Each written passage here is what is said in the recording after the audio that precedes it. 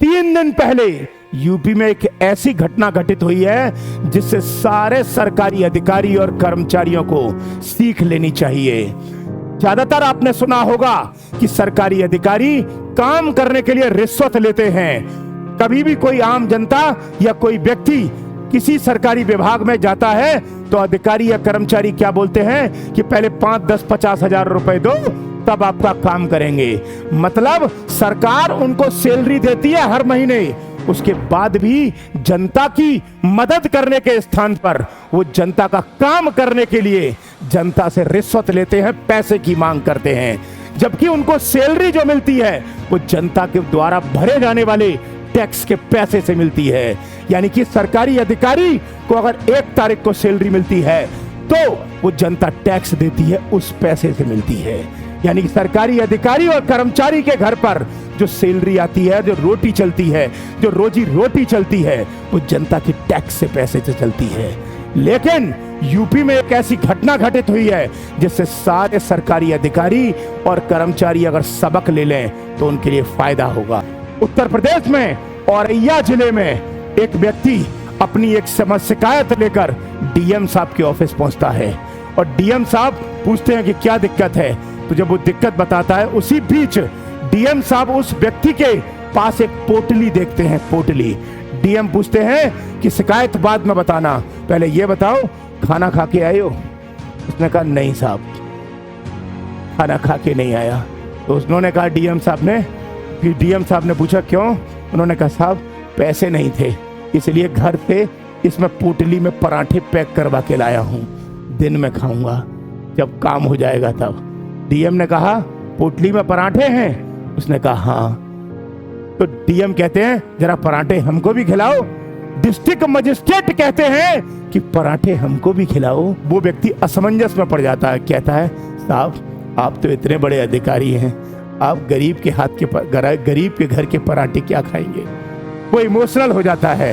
तभी डीएम कहते हैं पोटली खोलो, और वो पोटली में से पोटली में से पराठे निकालता है और वो व्यक्ति पोटली में से पराठे निकालता है तो डीएम पराठे तोड़ के और वहीं पर खाने लगते हैं। पता है कलेक्ट्रेट में सारे अधिकारी और कर्मचारी देखते हुए दंग रह गए कि एक इतना बड़ा अधिकारी आईएएस ऑफिसर एक गरीब के घर के बने हुए पराठे खा रहा है।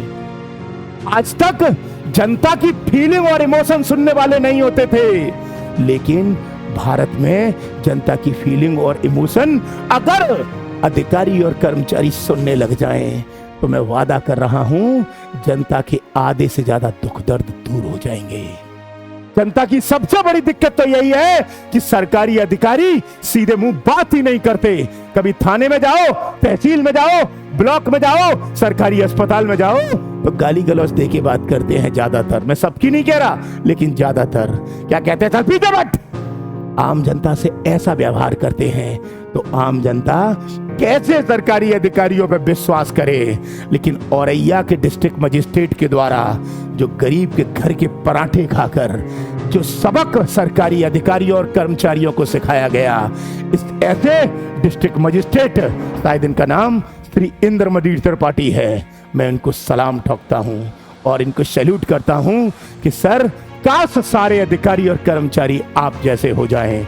और मैं अपने प्यारे साथियों, जो बच्चे आप में से आईएएस, आईपीएस, पीसीएस की तैयारी कर रहे हैं, कल को जब तुम डीएम बन जाओ, कल को जब तुम एसपी बन जाओ तो ऐसे काम करना, ऐसी मिसाल कायम करना कि आने वाली पीढ़ी तुमको अपना आइडियल मान ले, आदर्श मान ले। और अब कोई बच्चा कहेगा कि साहब आईएएस बनूंगा तब तो ऐसे काम करूंगा, तो मैं आपको बता दूं कि तुम मेहनत करो, तुम अपने अंदर इच्छा पैदा करो, तुम अपने अंदर जुनून पैदा करो, तुम अपने अंदर पागलपन पैदा करो।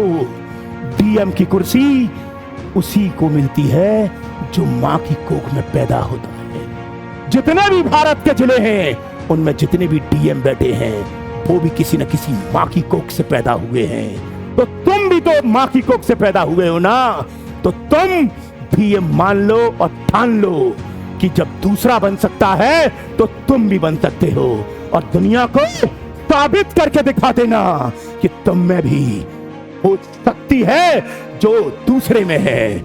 इसलिए कभी भी हार नहीं मानना। और हां, मुश्किल नहीं है, बस ठान लेना, जल्द मिलूंगा, फिर मिलूंगा।